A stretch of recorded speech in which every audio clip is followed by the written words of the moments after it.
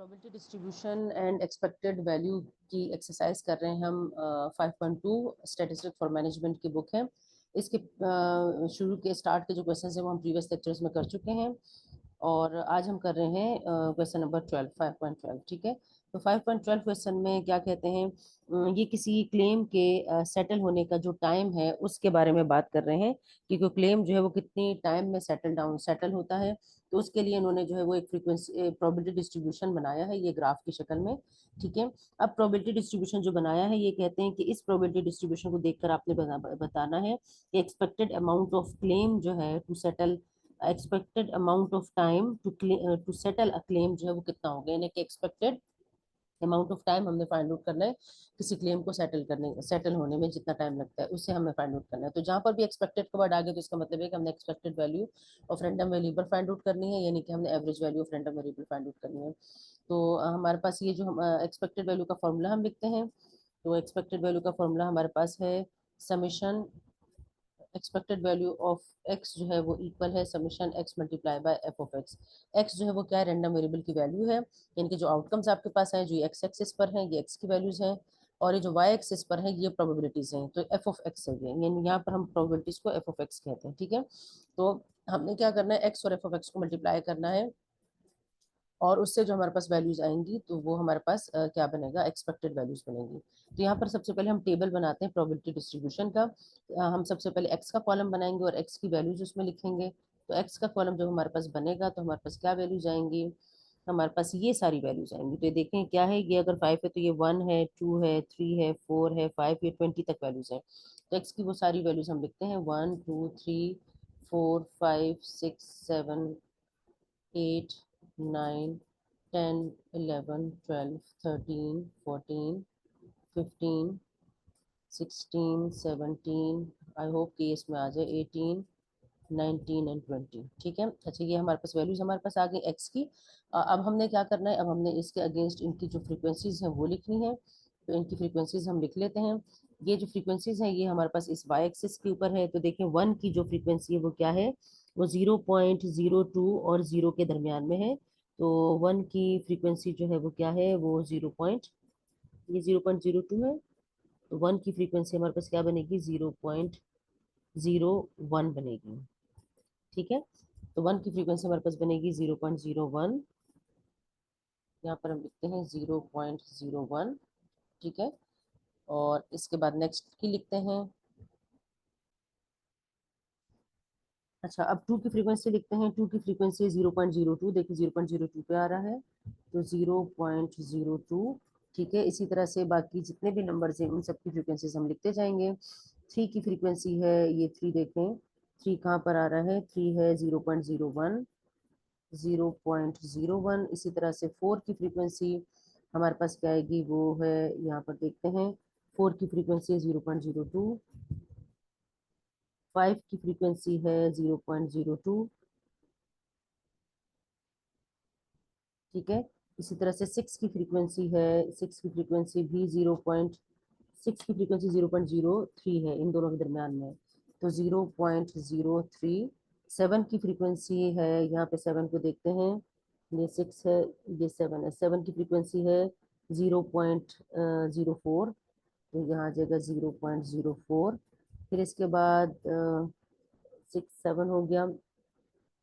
Eight की frequency भी क्या है, 6 7 8। एट की फ्रीक्वेंसी क्या है, वो 0.03 है, 0.03। ठीक है, इसी तरह से आगे जो फ्रीक्वेंसीज हैं वो हमें लिखती जाती हूँ। नाइन की फ्रीक्वेंसी है 0.04, आप इसमें से देखते रहेंगे, देखिए नाइन की फ्रीक्वेंसी क्या है, ये फोर के सामने, तो 0.04 आ गया। टेन की फ्रीक्वेंसी क्या है, वो भी 0.04 है, वो भी हमने 0.04 लिख दिया। 11 की फ्रीक्वेंसी जो है वो क्या है, वो इन दोनों के दरमियान में है, तो 0.05, 0.05। ट्वेल्व की फ्रीक्वेंसी क्या है, ट्वेल्व की फ्रीक्वेंसी 0.06 है, तो 0.06। थर्टीन की फ्रीक्वेंसी जो है, 11 12 13, थर्टीन की फ्रीक्वेंसी इससे भी एक पॉइंट ऊपर है, तो 0.07 है, और नेक्स्ट की उससे भी एक पॉइंट ऊपर है, वो 0.08 है।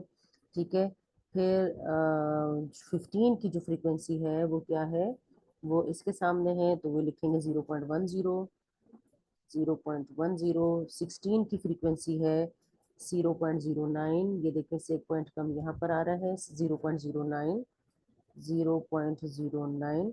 17 की फ्रीक्वेंसी क्या है, 17 की फ्रीक्वेंसी 16 17 17 की फ्रीक्वेंसी 0.08 है, यहाँ पर आ रहा है तो 0.08।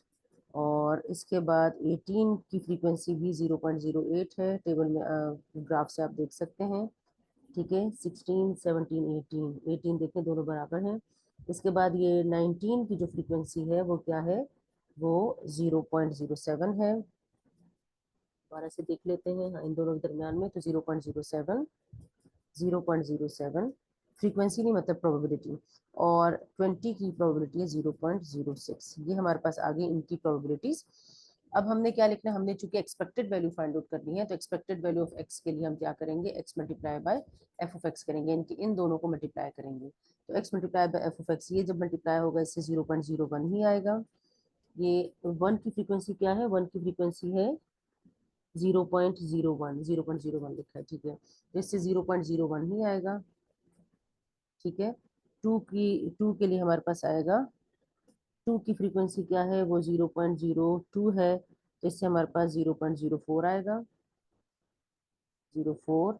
फिर 0.03, इन दोनों को मल्टीप्लाई करते जाएं, ठीक है, इन दोनों को, ये जो हमारे पास है करस्पॉन्डिंग वैल्यू, इनको मल्टीप्लाई करते जाएं।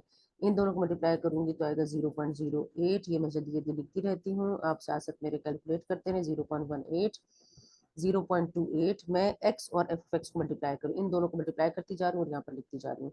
फिर 0.24, फिर है 0.36, आप भी मेरे साथ साथ कैलकुलेट करें। 0.40, 0.55, टेबल बनाकर करें ताकि आपको पता चले कि कौन सी वैल्यू किसके करस्पॉन्डिंग है। ठीक है, 0.91, ये 0.72 था, इससे ऊपर 1.12,